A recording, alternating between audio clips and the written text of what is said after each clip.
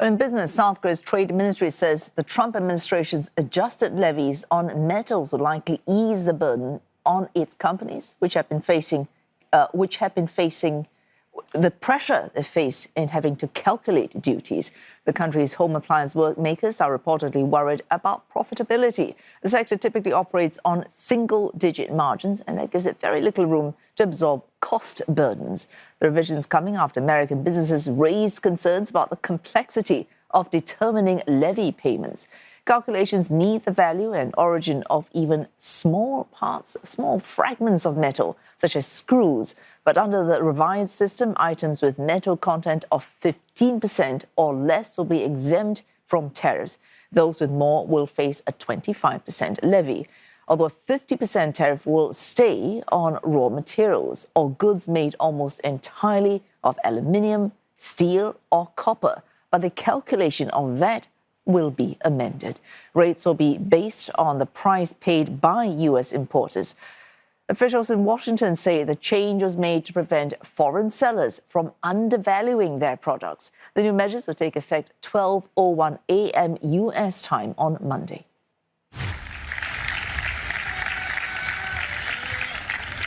My fellow Americans, this is Liberation Day, waiting for a long time. April 2nd, 2025 will forever be remembered as the day American industry was reborn, the day America's destiny was reclaimed, and the day that we began to make America wealthy again. I have tariffs, as Donald Trump promised, made America wealthy again. A sweeping tariffs on imports from more than 60 countries, with the steepest reserved for China. Markets plunged despite a partial rollback within weeks, the damage already done with consumers seeing higher prices and businesses rising costs and, of course, larger uncertainty. For countries that reached with deals with the United States, there was only, in most cases, no more than limited relief. February this year, a setback for Mr. Trump, the Supreme Court struck down tariffs implemented under the International Emergency Economic Powers Act of 1977. On the grounds that the law could not be used for the imposition of duties. The move could trigger up to $150 billion in refunds, although it may take months or even years for businesses to actually get their money back in what is likely a formidably complex process. The U.S. president has since moved to replace Liberation Day tariffs with a temporary 10% global import duty under Section 122 of the Trade Act of 1974.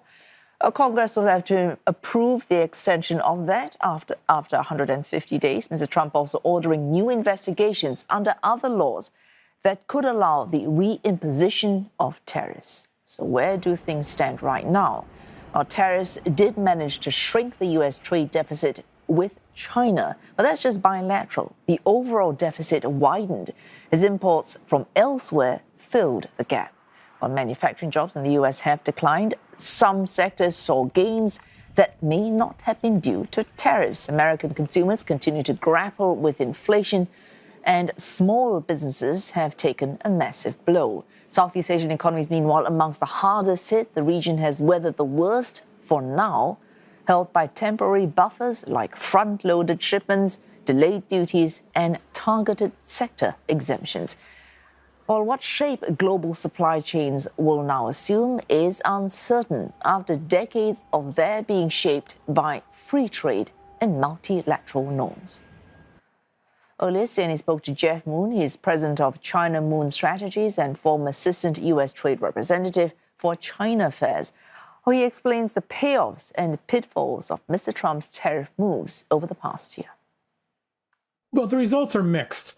On the upside, the Trump administration would say that using the leverage of these tariffs, they've negotiated trade deals with 20 countries. Many of those countries reduced tariffs. for U.S. goods, and many also have increased foreign investment into the United States. But few of those deals are finalized and actually legally binding, so there are ongoing discussions.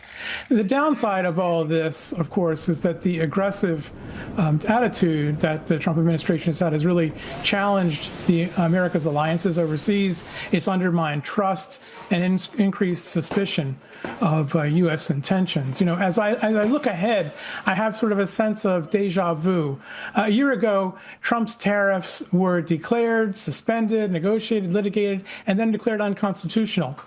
And the Supreme Court has sent us back basically to square one, where Trump is now going to repeat the same cycle with a new round of tariffs, complete with the chaos that we saw over the past year.